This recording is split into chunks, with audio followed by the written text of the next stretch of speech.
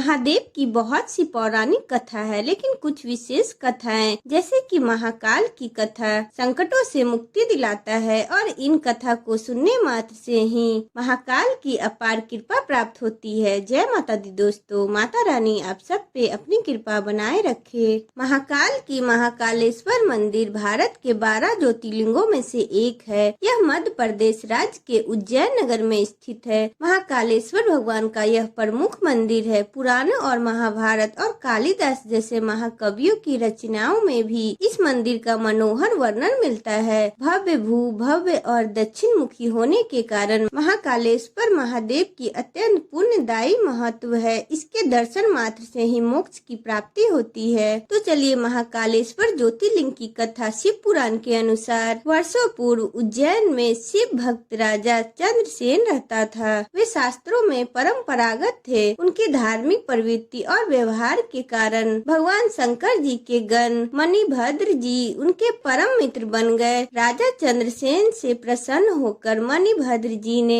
चिंतामणि नामक महामणि राजा जी को उपहार स्वरूप भेंट करी थी। वह मणि अत्यंत चमत्कारी और दिव्य थी। उस मणि के दर्शन करने से ही लोग कई संकटों से दूर हो जाते थे। राजा चंद्रसेन ने उस मणि को अपने गले में धारण कर लिया था। कुछ समय बाद चिंतामणि की ख्याति दूर दूर तक फैलने लगी। तब कई राजा उस मणि को पाने की सपना देखने लगे। उन सभी राजाओं ने अपनी अपनी सेना तैयार करके एक साथ उज्जैन पर आक्रमण कर दिया। उन राजाओं के आक्रमण करने के कारण चारों द्वार खोल दिए गए। राजा चंद्रसेन अत्यंत भयभीत हो गए। वे भगवान महाकाल जी के शरण में पहुँचे और उनकी भक्ति में लीन हो गए। इस घटनाक्रम के दौरान महाकाल के दर्शन के लिए एक विधवा स्त्री अपने 5 वर्ष के बालक के साथ आई। उस बालक ने राजा चंद्रसेन को शिव की पूजा और आराधना करते देखा। ऐसा देखकर वह बहुत आश्चर्यचकित हुआ।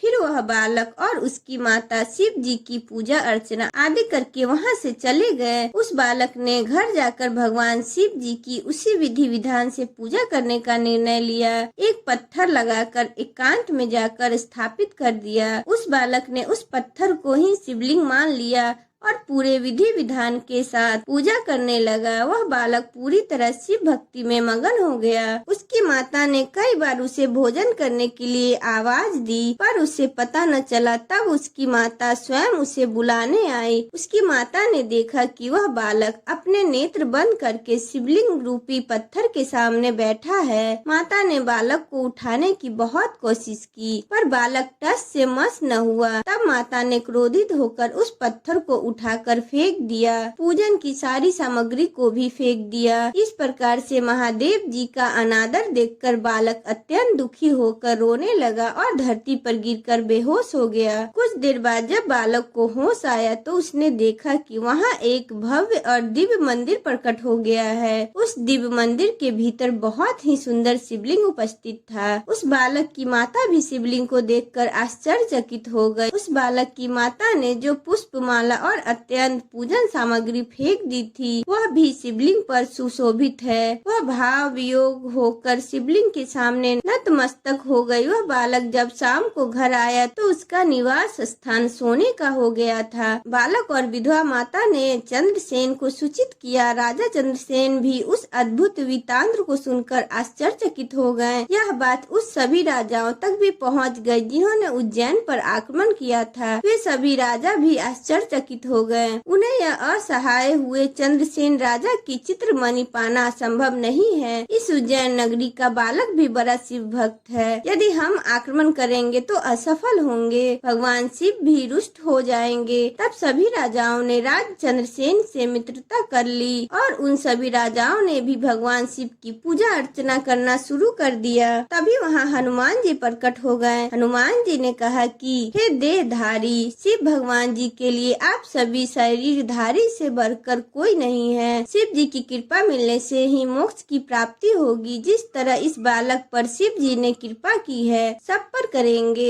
यह बालक अंत में मोक्ष की प्राप्ति करेगा। इस बालक के यहाँ 8वीं पीढ़ी में नंद उत्पन्न होंगे और उनका पुत्र नारायण होंगे। वे साक्षात भगवान कृष्ण होंगे। ऐसा कहकर बजरंगबली अंतर्ध्यान हो गए। तत्पश्चात वे सभी राजा भी भाव विभोग होकर वहां से अपने अपने नगर को चल दिए। ऐसा कहा जाता है कि उज्जैन में महाकालेश्वर भगवान साक्षात विराजमान है। इसी के साथ कथा संपन्न हुई। हर हर महादेव लिखना कमेंट में मत भूलिएगा और वीडियो को लाइक एंड सब्सक्राइब कीजिएगा।